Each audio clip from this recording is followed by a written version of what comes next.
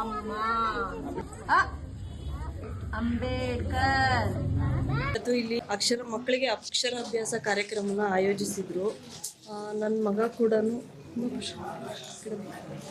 ಮಗನಿಗೂ ಕೂಡ ಅಕ್ಷರಾಭ್ಯಾಸ ಮಾಡಿಸಿದ್ರು. ತುಂಬ ಖುಷಿ ಆಯಿತು. ಇವತ್ತು ಸಾಕಷ್ಟು ವಿಷಯಗಳನ್ನ ತಿಳಿದುಕೊಂಡಿದ್ದೀನಿ. ಹೆಣ್ಮಕ್ಳ ಬಗ್ಗೆ ಆಗಿರ್ಬೋದು, ಅವ್ರ ಎಜುಕೇಷನ್ ಬಗ್ಗೆ ಆಗಿರ್ಬೋದು.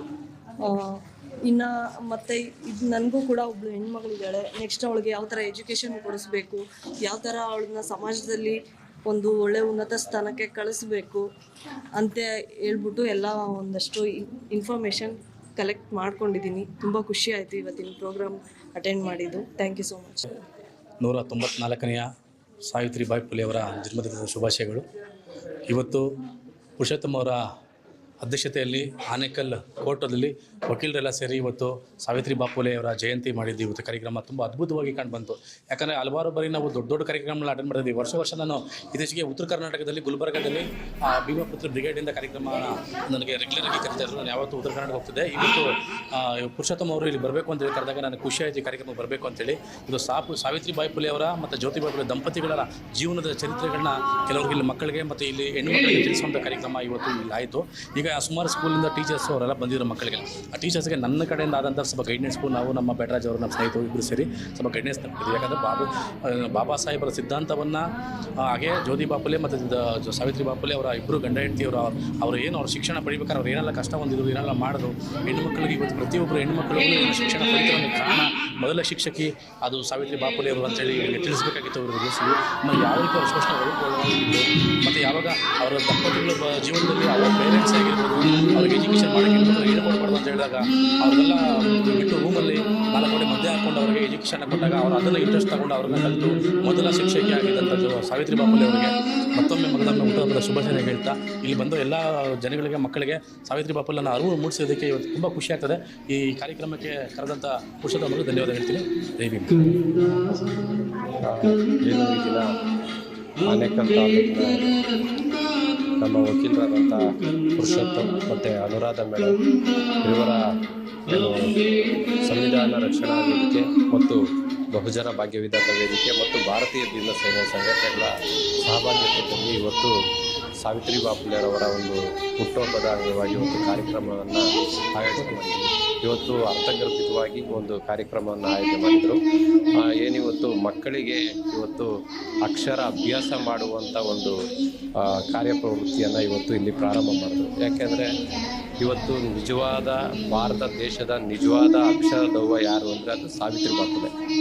ಇವತ್ತು ಆ ಸಾವಿತ್ರಿಬಾಯಿ ಫುಲೆ ಅವರ ಜನ್ಮದಿನದ ಅಂಗವಾಗಿ ಮಕ್ಕಳಿಗೆ ಅವರ ಏನು ಅಕ್ಷರವನ್ನು ಅಭ್ಯಾಸ ಮಾಡುವ ನಿಟ್ಟಿನಲ್ಲಿ ಇವತ್ತು ಪ್ರಾರಂಭ ಮಾಡಿದ್ದು. ನಿಜವಾಗ್ಲೂ ಕೂಡ ನಮ್ಮ 20 ವರ್ಷದ ಹೋರಾಟದ ಅವಧಿಯಲ್ಲಿ ಇವತ್ತು ಒಂದು ಅರ್ಥಗರ್ಭಿತವಾದಂತಹ ಒಂದು ಕಾರ್ಯಕ್ರಮವನ್ನು ಇವತ್ತು ನಾವು ಪಾಲ್ಗೊಂಡಿದ್ದೀವಿ. ಅದು ನಮ್ಮ ಜೀವನ ಸಾರ್ಥಕ ಆಯಿತು ಅಂತೇಳಿ ಇವತ್ತು ನಾನು ಹೇಳಲಿಕ್ಕೆ ಬಯಸ್ತೇನೆ. ಇವತ್ತು ಸರ್ಕಾರಕ್ಕೆ ನನ್ನದೊಂದು ಈ ಮಾಧ್ಯಮ ಮುಖಾಂತರ ಒಂದು ಮನವಿಯನ್ನು ಮಾಡ್ತೀನಿ. ಇವತ್ತು ಏನು ಅಕ್ಷರದವ್ವ ಸಾವಿತ್ರಿಬಾಯಿ ಫುಲೆ ಅವರ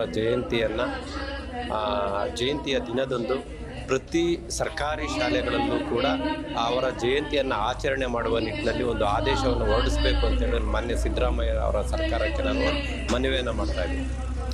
ಇವತ್ತು ಇಡೀ ಭಾರತ ದೇಶದಲ್ಲಿ ಹೆಣ್ಣು ಮಕ್ಕಳು ಇಷ್ಟೊಂದು ಸ್ವತಂತ್ರವಾಗಿ ಇದು ಬದುಕಲಿಕ್ಕೆ ಕಾರಣ ಆದರೂ ನಿಜವಾಗ್ಲೂ ಕೂಡ ಅದು ಸಾವಿತ್ರಿಬಾಯಿ ಫುಲೆ ಅವರು ಏನು ಸತ್ಯ ಶೋಧ ಸಮಾಜ ಅಂತೇಳಿ ಒಂದು ಸಂಸ್ಥೆಯನ್ನು ಹುಟ್ಟಾಕಿದ್ರು.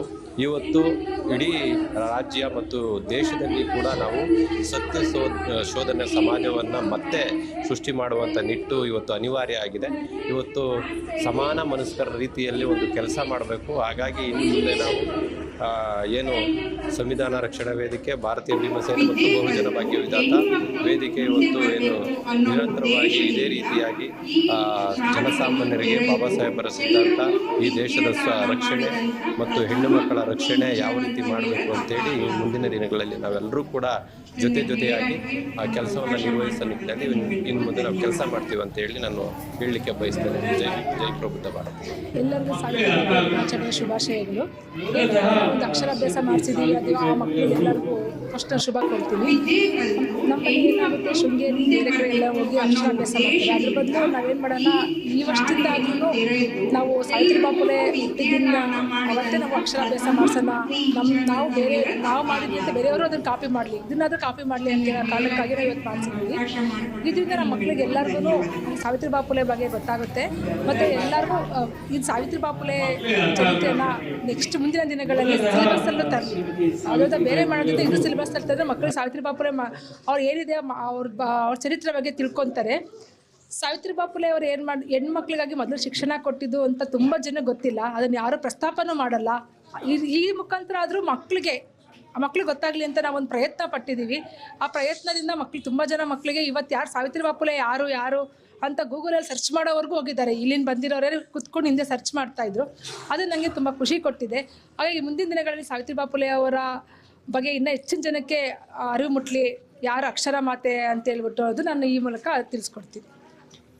ಈ ದಿನದಂದು ಮಾತೆ ಸಾವಿತ್ರಿ ಬಾಪುಲೆ ಅವರ ಹುಟ್ಟುಹಬ್ಬವನ್ನು ಮಾಡುತ್ತಿದ್ದೇವೆ. ಇಲ್ಲಿ ಪುರುಷೋತ್ತಮ ಸರು ಮತ್ತು ಅನುರಾಧ ಮ್ಯಾಮ್ ಅವರು ಅಕ್ಷರ ಬರೆಸುವುದನ್ನು ಮಕ್ಕಳಲ್ಲಿ ಅಭ್ಯಾಸ ಮಾಡಿಸುತ್ತಿದ್ದರು. ನನ್ನ ಹುಟ್ಟುಹಬ್ಬವೂ ಸಹ ಆಗಿರುವುದರಿಂದ ನನಗೆ ತುಂಬ ಖುಷಿಯಾಗುತ್ತಿದೆ. ಏಕೆಂದರೆ ಸಾವಿತ್ರಿ ಬಾಪುಲೆ ಹುಟ್ಟಿದ ದಿನ ನಾನು ಹುಟ್ಟಿದ್ದೇನೆ ಎಂದು ನನಗೆ ತುಂಬ ಖುಷಿಯಾಗುತ್ತಿದೆ. Thank you. ಎಲ್ಲ ನನ್ನ ಪುಟಾಣಿ ಮಕ್ಕಳೇ ಹಾಗೂ ಸಹೋದರ ಸಹೋದರಿಯರೇ ಹಾಗೂ ವಕೀಲ ಮಿತ್ರರೇ ಮತ್ತು ಮಾತುಗಳು, ಈ ದಿನ ನಾವು ಈ ಲೋಕಕಂಡ ಮಾತೆ ಸಾವಿತ್ರಿಬಾಯಿ ಫುಲೆರವರ ಜನ್ಮದಿನ ಕಾರ್ಯಕ್ರಮವನ್ನು ಹಮ್ಮಿಕೊಂಡಿದ್ದೇವೆ. ಈ ಸಾವಿತ್ರಿಬಾಯಿ ಫುಲೆ ತಮ್ಮ ಜೀವನವನ್ನ ಈ ಹೆಣ್ಣು ಮಕ್ಕಳ ವಿದ್ಯಾಭ್ಯಾಸಕ್ಕಾಗಿ ತ್ಯಾಗ ಮಾಡಿದ ಮಹಾತಾಯಿ. ಅಂದ್ರೆ ನಾವು ಈ ಆರಾಧನೆ ಮಾಡಬೇಕಾದ್ರೆ ಸರಸ್ವತಿ ದೇವಿಯನ್ನ ಪೂಜೆ ಮಾಡ್ತೀವಿ. ಅಂದ್ರೆ ಸರಸ್ವತಿ ಎಲ್ಲರಿಗೂ ವಿದ್ಯೆ ಕೊಡ್ತಾಳೆ ಅಂತ ನಾವು ಸರಸ್ವತಿ ದೇವಿಯನ್ನ ಪೂಜೆ ಮಾಡ್ತೀವಿ. ಆ ಸರಸ್ವತಿ ದೇವಿಯ ಪ್ರತಿ ರೂಪವೇ ಈ ಸಾವಿತ್ರಿಬಾಯಿ ಫುಲೆ. ಈ ಒಂದು ಕಾಲದಲ್ಲಿ ಈ ಏನು ವಿದ್ಯಾಭ್ಯಾಸ ಇತ್ತು ಅದನ್ನ ನಾವು ಗುರುಕುಲಗಳಲ್ಲಿ ವಿದ್ಯೆ ಕಲಿಬೇಕಾಗಿತ್ತು. ಆ ಗುರುಕುಲಗಳಲ್ಲಿ ವಿದ್ಯೆ ಕಲಿಯುವಾಗ ಹೆಣ್ಣು ಮಕ್ಕಳಿಗೆ ನಿಷಿದ್ಧವಾಗಿತ್ತು. ಬರೀ ಗಂಡು ಮಕ್ಕಳು ಈ ಗುರುಕುಲಗಳಲ್ಲಿ ಸೇರಿಕೊಂಡು ಗುರುಗಳ ಸೇವೆ ಮಾಡಿಕೊಂಡು ಮತ್ತು ಅಲ್ಲಿ ಕೆಲಸ ಮಾಡಿಕೊಂಡು ಅಲ್ಲಿ ವಿದ್ಯೆಯನ್ನು ಕಲಿಬೇಕಾಗಿತ್ತು. ಅದೇ ರೀತಿ ಹೆಣ್ಣು ಮಕ್ಕಳಿಗೆ ಅಲ್ಲಿ ವಿದ್ಯೆ ಕಲಿಬೇಕಾದ್ರೆ ನಿಷಿದ್ಧ ಇತ್ತು. ಅಂತಹ ಕಾಲದಲ್ಲಿ ಈ ಸಾವಿತ್ರಿಬಾಯಿ ಫುಲೆರವರು ತಾವು ಕಲಿತಂತಹ ವಿದ್ಯೆನ ಹೆಣ್ಣು ಮಕ್ಕಳು ಸಹ ಸಬಲೀಕರಣ ಆಗಬೇಕು ಅಂದ್ರೆ ಈ ಏನು ಈಗ ಈ ಓದು ಕಲಿತ ನಾರಿ ಸುಖ ಕುಟುಂಬದ ದಾರಿ ಅಂತ ಇದೆ. ಅಂದ್ರೆ ಈ ವಿದ್ಯೆಯನ್ನ ತಾಯಿ ಕಲಿತಿದ್ರೆ ಈ ತಂದೆ ಮಕ್ಕಳಿಗೆ ಪಾಠ ಹೇಳ್ಕೊಡಕ್ ಸಾಧ್ಯ ಇಲ್ಲ. ತಂದೆ ಏನಿದೆ ಕೆಲಸ ಆತ ಬೆಳಗ್ಗೆ